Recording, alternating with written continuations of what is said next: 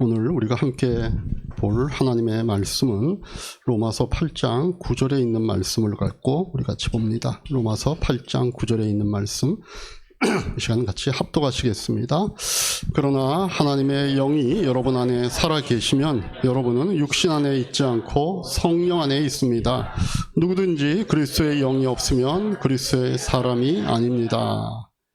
우리 말씀 나누기 전에 우리 자녀들을 위해서 축복하는 시간 같이 합니다. 이 시간 같이 기도합니다.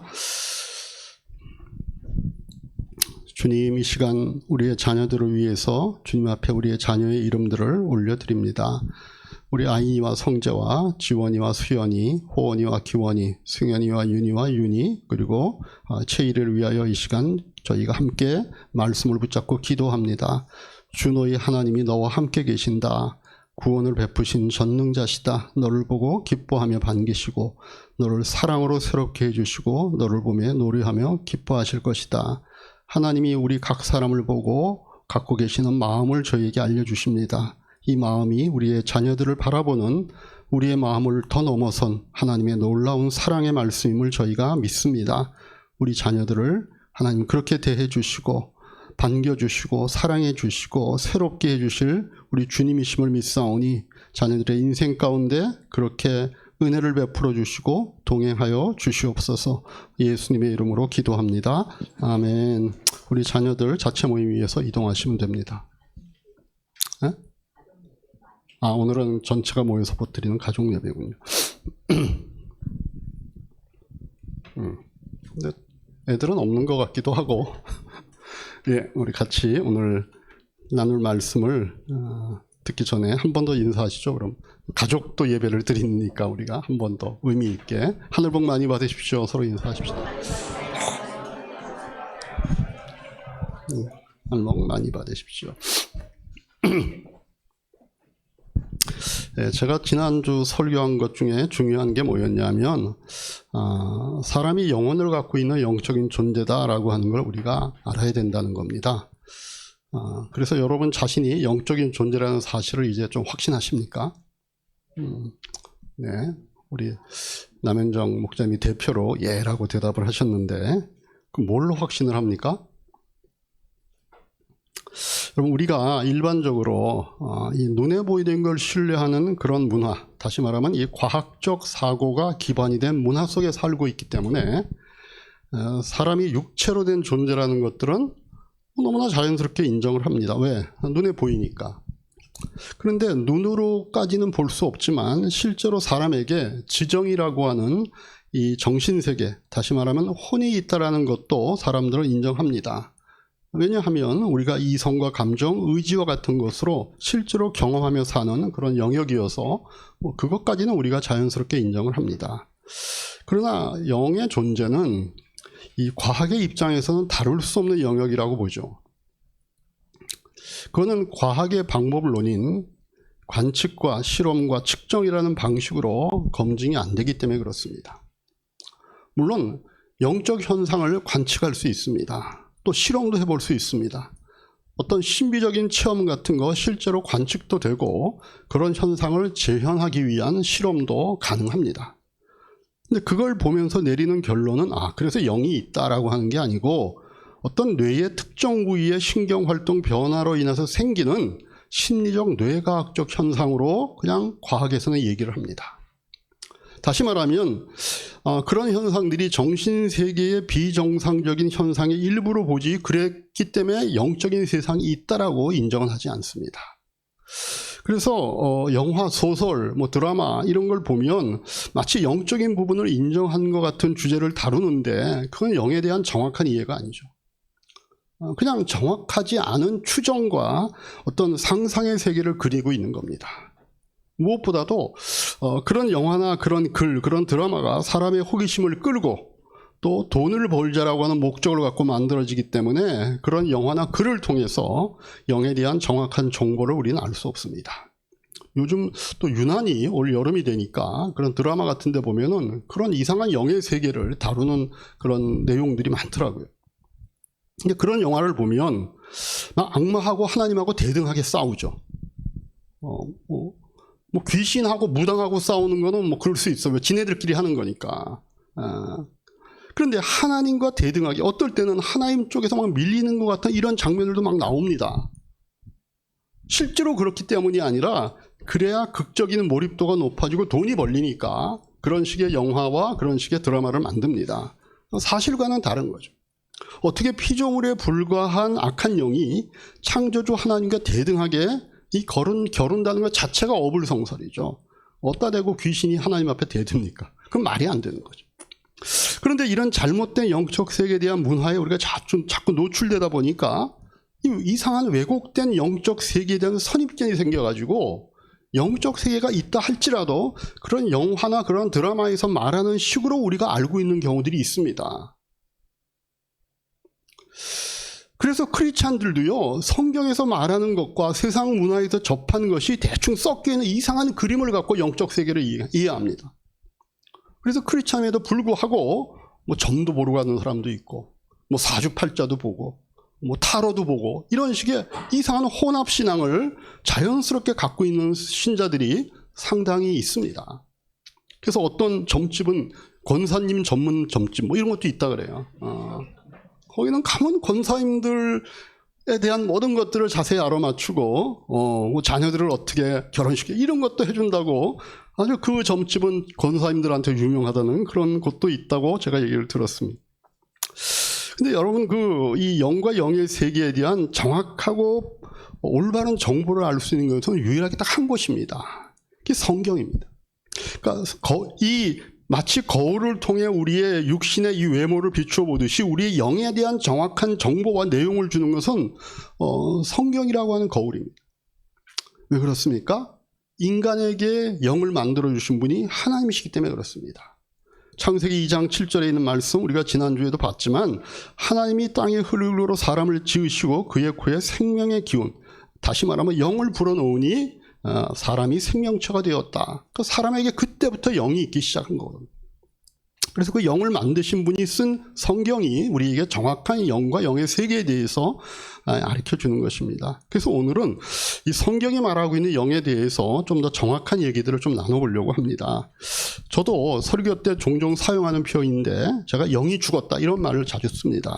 마치 어느 정도로 영이 죽어 있어서 하나님을 모르는가 하면은 지렁이가 매니큐어를 생각할 이유가 없듯이 죄인이 하나님을 생각할 이유가 없을 정도로 우리의 영은 죽어 있다 이렇게 얘기했습니다. 근데 이 말은 아시다시피 이게 수사학적 표현이지 일반 사람들에게 영이라고 하는 존재가 아예 없다는 뜻은 아니죠. 실제로 성경에도 영이 죽었다라고 하는 문장은 없습니다. 인간의 영이 죽었었다라고 하는 것을 유추할 수 있는 표현들은 있어도 직접적으로 영이 죽었다라고 하는 성경의 표현은 없습니다. 그런데 몇 가지의 구절을 보면 사람이 죽어 있었던 상태라고 하는 것들은 우리가 알 수 있죠. 에베소서 2장 1절 같이 한번 읽겠습니다. 여러분도 전에는 허물과 죄로 죽었던 사람이다. 이게 육체적으로 죽었단 말이 아니죠. 육체적으로 살아있지만 하나님과의 관계가 단절되어서 본질적으로 영적으로는 죽은 상태였다라고 하는 걸 얘기합니다. 골로새서 2장 13절 같이 읽겠습니다. 또 여러분은 죄를 지은 것과 육신이 할례를 받지 않은 것 때문에 죽었으나 하나님께서는 여러분을 그리스도와 함께 살리시고 우리의 모든 죄를 용서해 주셨다. 여기서도 뭡니까? 죄로 인하여 우리가 죽었다는 겁니다. 실제로 우리의 육신의 생명이 끝났다는 게 아니라 우리의 본질인 영이 죽었다라고 하는 사실을 얘기합니다. 그래서 성경에 우리의 영이 죽었다라고 하는 직접적인 문장은 없지만 그렇게 유추할 수 있는 본문들이 많이 있다는 겁니다. 근데 반대로 영이 살아났다는 구절은 비교적 명확하게 나오죠. 우리 로마서 3장 10절의 말씀 같이 읽습니다. 또한 그리스도께서 로마서 8장 10절 같이 읽습니다. 시작. 또한 그리스도께서 여러분 안에 살아계시면 여러분의 몸은 죄 때문에 죽은 것이지만 영은 의 때문에 생명을 얻습니다. 그렇죠? 그래서 성경에서 영이 죽었다라고 하는 것은 생물학적인 존재 자체의 소멸을 말하는 것이 아니라 하나님과의 분리와 단절을 의미하는 표현이다라고 하는 것도 우리가 알게 됩니다. 그래서 요한계시록 3장 1절에 보면 이 사대교회라고 하는 교회를 향해서 하나님께서 이렇게 말씀하시죠. 같이 한번 읽습니다. 계시록 3장 1절입니다. 사대교회의 심부름꾼에게 이렇게 써보내라. 하나님의 일곱 영과 일곱 별을 가지신 분이 말씀하신다. 나는 내 행위를 안다. 너는 살아있다는 이름은 있으나 실상은 죽은 것이다. 그러니까 육체가 살아서 숨을 쉬고 있다 할지라도 그게 하나님과 연결되어 있지 않기 때문에 그의 영은 죽었다라고 표현하는 겁니다. 자, 그럼 우리의 영은 죽어 있었습니다. 그러면 이 죽은 영이 어떻게 살아나는가라고 하는 것이죠. 이게 마치 응급 환자에게 심폐소생술을 하거나 제세동기로 전기 충격을 주어서 어떤 이렇게 물리적인 어떤 그 일들을 해내듯이 우리의 영이 살아나기 위해서 어떤 물리적인 노력을 기울여야 되는가? 그렇지 않죠.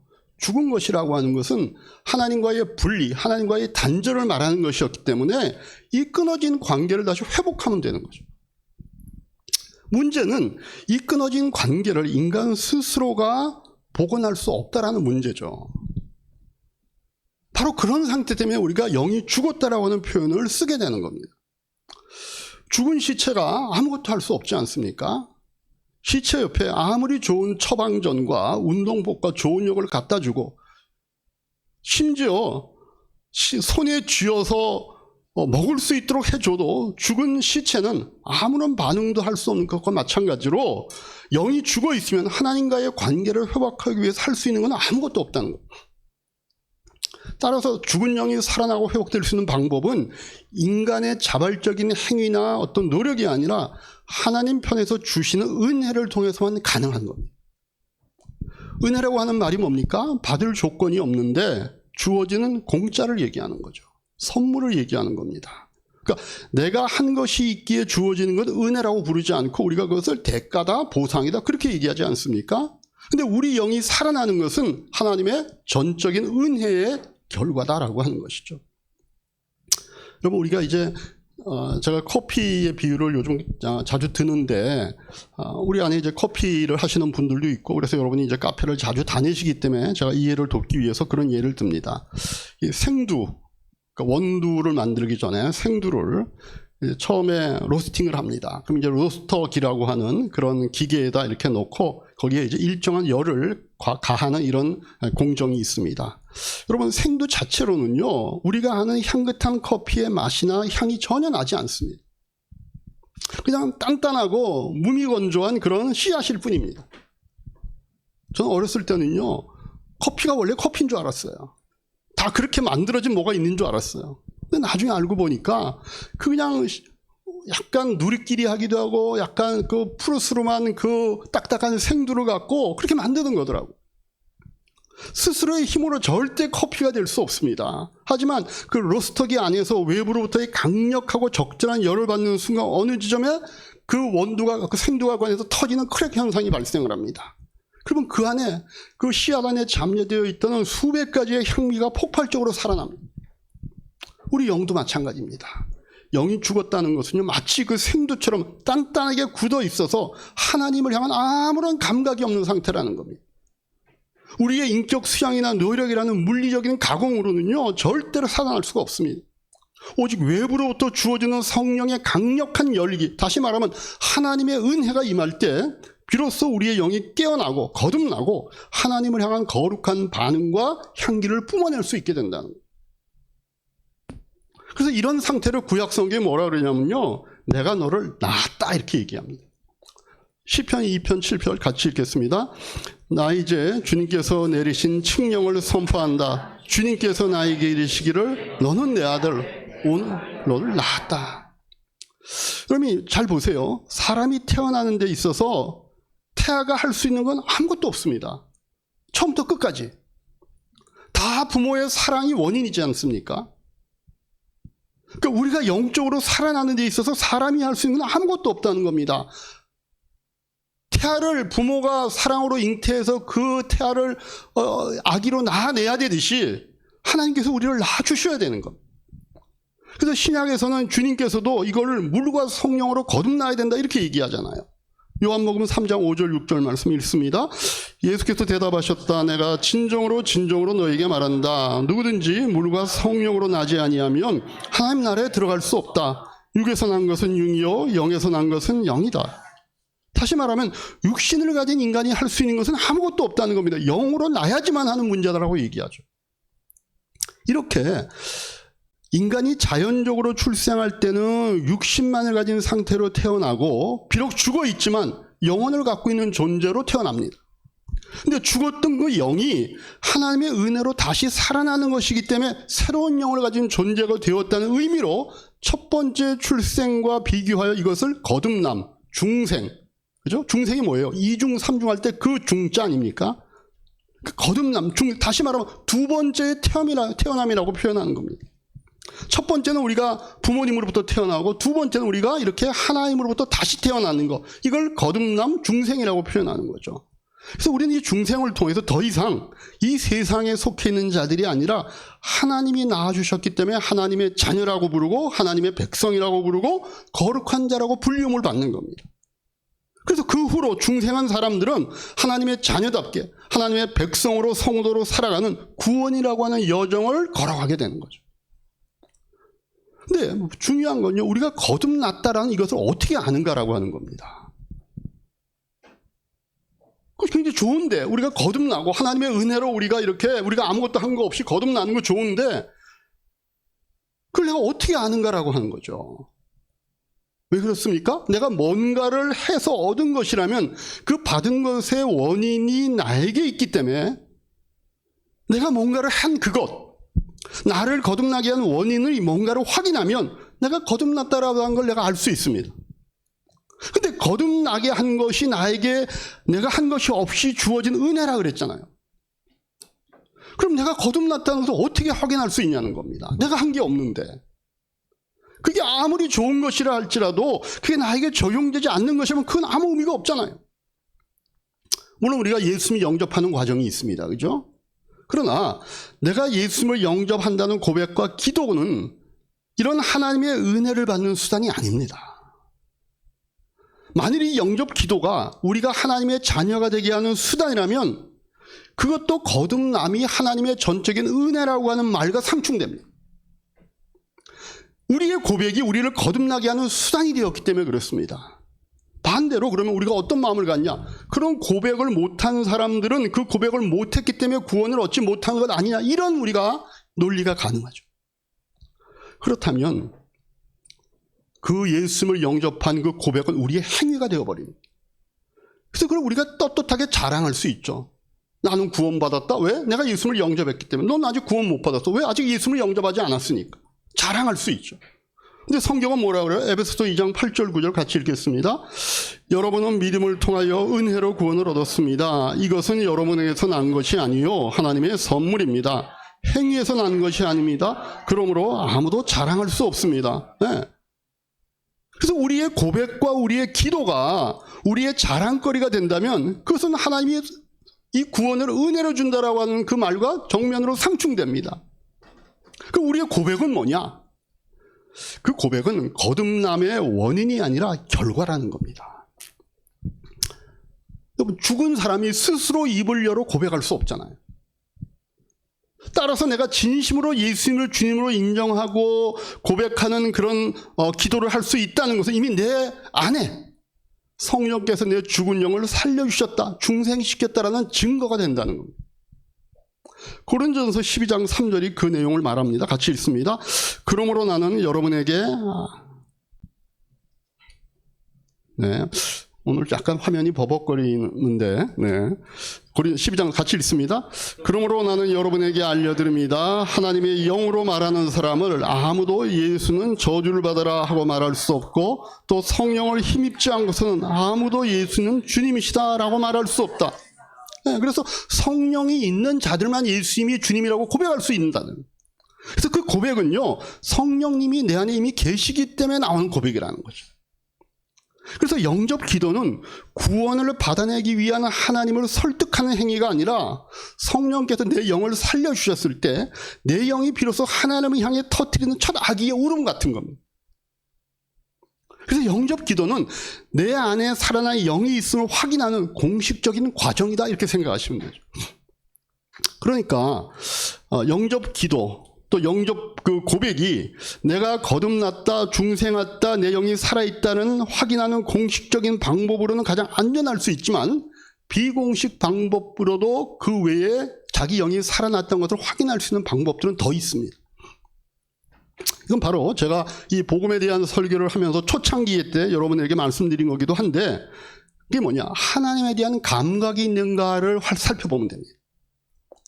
첫 번째로 시체가 아닌 증거를 보면 됩니다. 여러분, 죽은 시체는 아무리 때려도 통증을 느끼지 못하지만 살아있는 생명체는 작은 가시 하나만 박혀 있어도 통증을 느끼죠. 영이 살아난 사람들은요, 거룩한 부담감과 찔림이 있다는 겁니다. 예전에는 아무렇지도 않게 지었던 죄, 남을 미워하거나 거짓말을 하거나 탐욕을 부리던 그 행동에 대해서 이제는 내면에서 이상할 정도로의 그런 불편함과 찔림과 거룩한 부담감이 생기는 겁니다. 죄를 전혀 안 짓게 되는 건 아니지만 죄와 편안하게 동거할 수 없는 상태가 되어버립니다. 죄를 지으면요, 괜히 마음이 아프고 하나님께 죄송한 마음이 든다면 내 영이 살아있다라고 하는 아주 명확한 증거입니다. 두 번째는요, 영적인 갈급함이 있어요. 하나님을 향한 목마름이 있습니다. 갓 태어난 아기가 가르쳐주지 않아도요, 본능적으로 엄마의 젖을 향합니다. 제가 어떤 유튜브인가 그게 뭐 다른 영상을 하다 보니까 재미있는 이 10가지 웃기는 장면을 이렇게 컷컷 보여주는데, 엄마인 듯해 보이는 이렇게 사람이 이렇게 있는데 저쪽에 이제 그 집 아이가, 갓난 아이가 있는 거예요. 기어다닐 수 있는. 엄마가 자기 가슴을 이렇게, 그러니까 등이 있으니까 시청자는 안 보이는데 이렇게 열었습니다. 그러니까 저기 있던 아이가 뭐 딴 거 하다가 탁 보더니 엄청난 속도로 막 달려옵니다. 거기 가야 자기가 먹을 게 있다는 걸 아니까. 이렇게 본능적으로 엄마의 젖을 찾듯이 살아난 영은요, 영의 양식을 갈망해요. 누가 시키지 않아도 문득 하나님이 궁금해지고 성경 말씀이 별뜻 없이 읽혀졌던 과거와는 다르게 거기서 내 얘기 같은 그런 얘기가 들리거나 기도가 싶은 마음이 생기고 예배의 자리에 앉고 싶고 아주 작은 내면의 이끌림과 목마름이 생긴다는 겁니다. 베드로전서 2장 2절 말씀 한번 볼까요? 같이 읽습니다. 갓난 아기들처럼 순수하고 신령한 젖을 그리워하십시오. 여러분은 그것을 먹고 자라서 구원에 이르러야 합니다. 그런 갈망이 있어요. 영적 갈망이. 세 번째로는요, 어떤 증거가 있냐면요, 성도와 교회를 향한 마음이 달라집니다. 이 마음이 굉장히 특별한 건데요, 이전에 예수를 믿지 않았을 때는 다르게 세상적인 유익이나 조건 때문이 아니라 예수를 믿는 사람들에 대한 까닭 없는 친근함과 애정이 생깁니다. 요한일서 3장 14절 같이 읽습니다. 우리가 이미 죽음에서 생명으로 옮겨갔다는 것을 우리는 압니다. 이것을 아는 것은 우리가 형제자매를 사랑하기 때문입니다. 사랑하지 않는 사람은 죽음에 머물러 있습니다. 우리가 이렇게 같은 성도 안에 어떤 사랑이 생기는 거예요. 네 번째는 소속감의 변화가 있습니다. 거듭난 영은요, 자신이 이제 하나님의 자녀라는 사실을 직관적으로 느끼기 때문에 하나님을 아버지라고 부릅니다. 하나님이 저 멀리 계신 무서운 심판자가 아니라 내가 힘들 때 본능적으로 아버지, 하나님 이렇게 부르게 되는 친밀한 관계성이 우리의 마음에 자리 잡게 된다는 겁니다. 로마서 8장 15절 16절 말씀 같이 읽습니다. 여러분은 또다시 두려움에 빠뜨리는 종살의 영을 받은 것이 아니라 자녀로 삼으시는 영을 받았습니다. 그래서 우리는 그 영으로 하나님을 아빠 아버지라고 부릅니다. 바로 그때 그 성령이 우리의 영과 함께 우리가 하나님의 자녀이심을 증거한다. 이게 다 우리 안에 성령이 계시기 때문에 나오는 현상들이라는 건데. 그럼 마지막으로 어떤 증상이 있냐면요, 세상의 가치관과 충돌하면서 영적인 전투를 하게 된다는 거예요. 영이 죽어있을 때는 그냥 세상의 흐름, 물질과 성공과 쾌락대로 사는 게 자연스럽고 편합니다.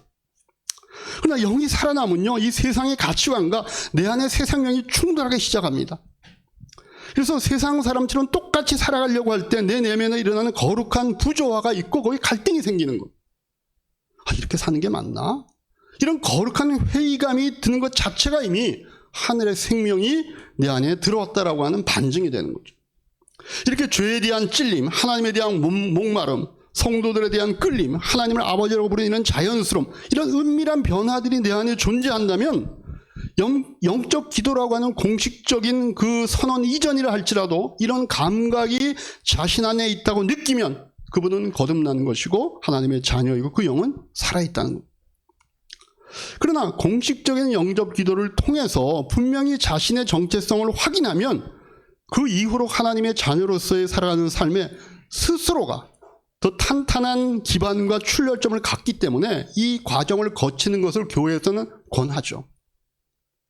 그래서 예수 영접 모임이 꼭 VIP들만이 아니라 이미 신앙생활을 하고 있는 분들을 유익하니까 앞으로도 우리가 교회에 이제 오시는 분들 가운데 다른 교회를 다니다 오셨다든가 뭐 이런 분들이 이제 생겨나게 되면 그런 분들도 참여하면 유익이 있는 것. 왜 이렇게 영의 존재와 이 영이 살아나는 게 대해서 제가 이렇게 오늘 자세히 말씀드린가 하면은 바로 이런 영의 상태가 우리의 구원을 얘기하기 때문에 그렇습니다. 다시 한번 말씀드리지만 우리의 구원은요, 그 출발점이 영의 구원이잖아요. 그래서 세상이나 다른 종교에서 말하는 구원에 관한 좋은 말씀들이 있지만 그게 다 의미가 없는 이유가 이것 때문에 그렇습니다.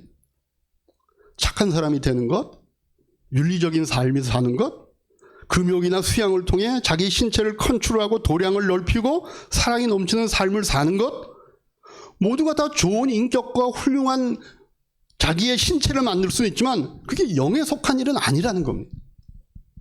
영을 살아나게 할 수는 없다는 겁니다. 죽어있는 영은요 오로지 하나님의 은혜로만 살아나는 겁니다. 하나님께서 성령으로 낳아주셔야만 하나님의 자녀가 되는 겁니다. 아기가 스스로 태어날 수가 없고 부모가 낳아줘야 사람 아기가 되듯이 우리는 하나님께서 우리를 살아난 영으로 만들어 주셔야 새 생명이 된다는 것. 자, 여러분 생각할 때 여러분은 어떤 사람입니까? 거듭난 사람입니까? 아니면 조금 나은 인격이 되려고 애쓰는 사람입니까? 우리는 거듭난 사람들이죠. 거듭난 사람 가운데 인격이 더러운 사람도 있습니다.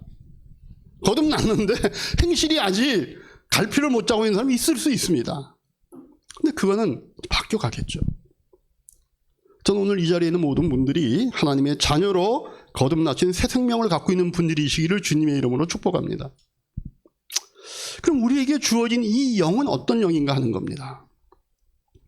여러분, 이 영은요 인간이 스스로 만들어내거나 육신으로부터 흘러나오는 영이 아니라 하나님의 영, 다시 말하면 홀리 고스트, 홀리 스피릿이라고 하는 성령이죠. 이 영은 어떤 에너지나 정신이 아니라 인격이신 하나님 자신입니다. 그래서 성령님이 오신다라고 하는 것은 하나님의 거룩한 영이 죽어있던 우리의 내면에 들어와 우리와 함께 거주하시게 된다는 뜻입니다. 고린도전서 3장 16절 같이 있습니다. 여러분은 하나님의 성전이며 하나님의 성령이 여러분 안에 거하신다는 것을, 그 영은 하나님의 영입니다. 그러나 이 영은 동시에 그리스도의 영이기도 합니다. 그래서 우리가 이 영을 통해 예수 그리스도와 영적으로 하나가 되고 그분이 가지신 영생과 의로움을 공유하게 된다는 말이에요. 이게 오늘 우리가 읽었던 본문 말씀 아닙니까? 로마서 8장 9절 다시 한번 읽겠습니다. 그러나 하나님의 영이 여러분 안에 살아계시면 여러분은 육신 안에 있지 않고 성령 안에 있습니다. 누구든지 그리스도의 영이 없으면 그리스도의 사람이 아니다. 그러니까 성령님은 하나님의 영이면서 동시에 그리스도의 영이라는 겁니다. 그래서 거듭날 때 우리가 받는 그 영은 그냥 단순한 착한 마음이나 마인드를 컨트롤하는 그런 에너지가 아닙니다. 고급하고 고상한 정신을 말하는 게 아니라 그 영은 하나님의 영이고 그리스도의 영이시며 우리를 하나님의 자녀로 만드시는 성령 하나님이시라는 거예요. 이 거룩한 영이 죽어있던 우리 영혼 속에 들어오심으로 말미암아 우리는 비로소 하나님을 아빠 아버지라고 부르게 되는 것이고 그분과 영원한 교제를 나누는 새로운 피조물로서 살아갑니다. 그래서 성경이 뭐라고 얘기해요? 우리를 고린도서 5장 17절 같이 읽습니다. 누구든지 그리스도 안에 있으면 그는 새로운 피조물입니다. 옛것은 지나갔습니다. 보십시오, 새 것이 되었다. 우리의 영이 완전히 질적으로 변화가 되었다는 겁니다. 내 영 안에 예수 그리스도께서 성령님으로 함께 계시니까. 그러니까 내 영과, 근데 여러분 잘 보세요. 내 영과 성령님은 분명히 구별되지만 이제는 하나인 상태가 되었다는 겁니다. 어떤 분들은요, 자기 영은 사라지고 성령님이 내 안에 들어오는 걸로 생각하는데 그렇지 않습니다. 내 영은 죽어 있었는데 그게 살아났고 거기에 성령님이 같이 들어와 계시는 겁니다. 그러나 이게 마치 하나인 것처럼 됐습니다. 뭐가 같냐면요, 부부가 분명히 구별된 존재지만 우리가 부부는 하나다 부르는 것과 마찬가지입니다. 그게 무슨 뜻인지 아시죠? 그래서 우리는 살아난 영을 갖고 있으며 그 영은 성령님과 연합되었다는 뜻입니다. 로마서 8장 16절 같이 읽습니다. 바로 그때 그 성령이 우리의 영과 함께 우리가 하나님의 자녀임을 증언한 별개의 존재죠, 그죠? 그러나 이게 우리의 영을 통하여 성령님이 그 고백을 한다는 겁니다. 요한일서 4장 13절 같이 읽습니다. 하나님이 우리에게 자기 영을 나누어 주셨습니다. 이것으로 우리가 하나님 안에 있고 또 하나님이 우리 안에 계시다는 것을 우리는 압니다. 이렇게 우리가 거듭날 때 우리의 영은 완전히 변화되었습니다. 그래서 이 순간 나의 영은요, 천국의 영원한 천국에서 갖게 될 모습만큼 완벽하고 완전하다는 것. 여러분들의 영은, 내 영은. 그래서 우리의 이 영은 지금 이 순간 예수님만큼 완벽하고 예수님만큼 성숙하고 예수님만큼 완전한 상태입니다.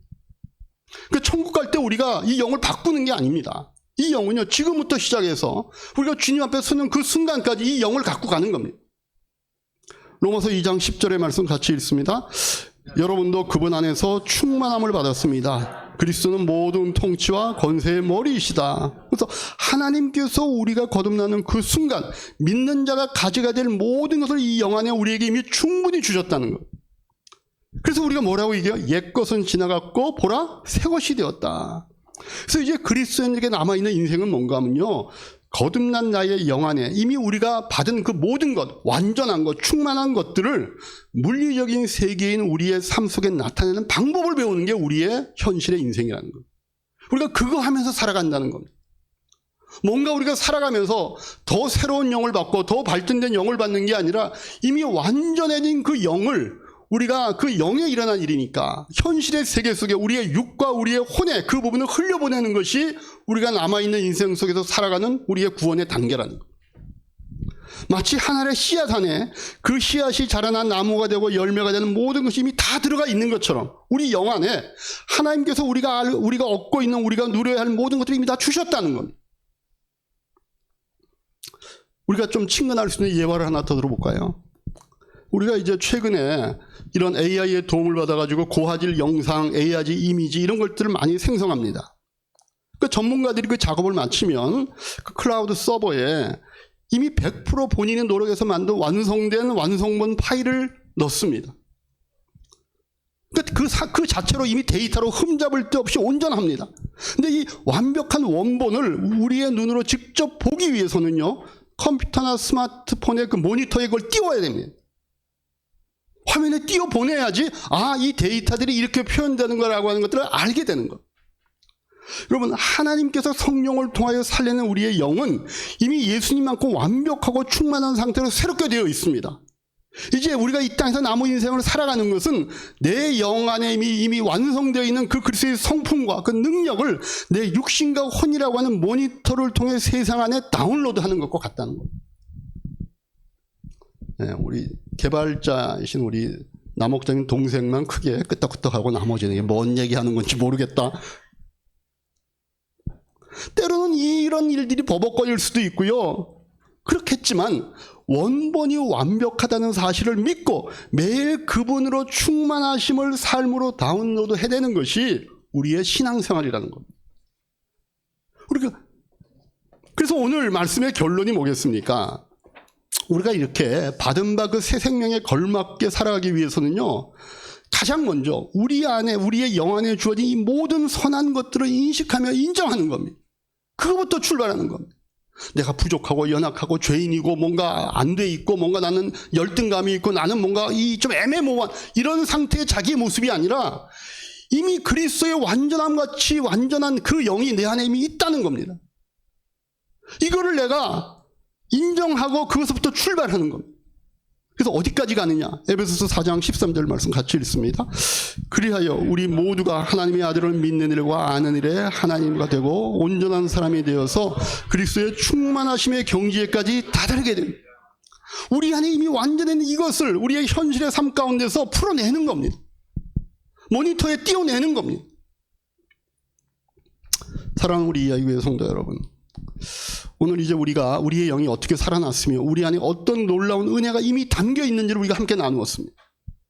오늘 말씀이요, 그냥 단순히 영에 대한 어떤 신학적 개념을 하나 더 아는 것으로 끝나서는 안 됩니다. 우리의 영이 살아났다고 하는 것은요, 이제 내 일상에서 작동할 완전히 새로운 생명이 내 안에서 시작됐다는 그런 뜻이잖아요. 그게 실제로 살아가도록 해야죠. 그래서 우리의 지금 남아있는 삶은 뭐여야 되냐 하면요, 내 영 안에 이미 주어진 하나님의 온전함을 내 육신과 혼과 그리고 일상의 삶으로 우리가 끌어내는 작업을 하는 겁니다.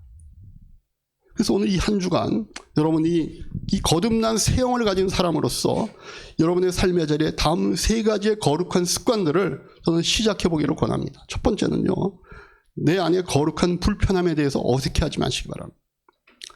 이번 한 주간 우리의 일상에서 어떤 미움이라든가 탐욕이라든가 거짓이나 원망에 이런 마음 찾아올 때 내 내면에서 거기에 반응하는 불편한 마음을 여러분들이 무시하지 말기 바랍니다. 내가 왜 이런 일 정도로 마음이 아프고 내가 이렇게 찔릴까? 이런 걸로 여러분들 어색하고 불편하지 마십시오. 그게 바로 우리의 영이 숨을 쉬고 있다는 가장 명확한 증거니까. 그 순간 조용히 멈춰서서 그렇게 반응할 수 있도록 내 영을 살려주신 하나님을 바라보시기 바랍니다. 두 번째는요, 내 마음이 흔들릴 때 좀 나지막해라도 우리가 하나님 아버지 이렇게 기도를 시작해 보시기 바랍니다. 세상이 고단한 스트레스가 우리를 누를 때 그냥 혼자 버텨내려고 끙끙대지 말고 성령님이 우리 안에 계셔서 우리로 하여금 하나님을 아빠 아버지라고 부르는 타임입니다. 여러분 혼자 견뎌내는 타임이 내 안에서 성령님이 그 기도를 함께 하기를 바라는 겁니다. 거기에 여러분들이 반응하시면 됩니다. 하나님 아버지, 제가 처해 있는 상황을 아시죠? 그래서 여러분 하루를 시작할 때나 일터에서 지칠 때 마음속으로 조용히 한번 기도의 자리에 들어가시기 바랍니다. 하나님 아버지, 내 안에 이미 주님의 평화와 주님의 승리가 주어졌음을 저는 믿습니다. 이걸 믿습니다. 이 선포가 여러분의 그 지쳐있는 마음, 스트레스에 대해서 시달리는 그 마음의 회복과 힘을 줄 겁니다. 세 번째는 자기의 정체성을 공식적으로 확인하고 단단하게 뿌리내야 되는 일들이 필요합니다. 내 안에 살아난 영이 있음을 확인하는 작업이 아까 그 공식적인 고백이 우리 예수 영접 모임 같은 것이라고 그랬잖아요. 거기에서 내가 고백했던 그 고백의 내용을 다시 한번 우리가 붙잡는 겁니다.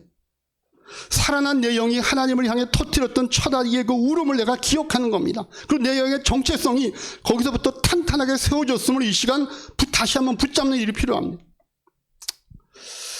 그래서 이 한 주간 여러분들이 살아갈 때 세상의 가치관, 내 안에 생명의 충돌이 일어날 때 여러분들 그것을 조급해하거나 낙심하지 마시고 여러분이 그게 바로 하나님의 생명을 가진 자들의 증거니까 오히려 그런 상황을 기뻐하면서 내가 정말 예수 믿는 사람이 맞구나를 확인하고 지금 우리가 나누었던 자기의 새로운 정체성을 분명히 다시 한번 확인하고 고백하면서 내 영 안에서 이루어진 이와 같은 놀라운 변화가 나의 인격과 몸의 영역에서까지 잘 드러날 수 있도록 여러분들이 그 믿음 붙잡고 승리해가는 이번 한 주간이 되시기를 주님의 이름으로 축복합니다.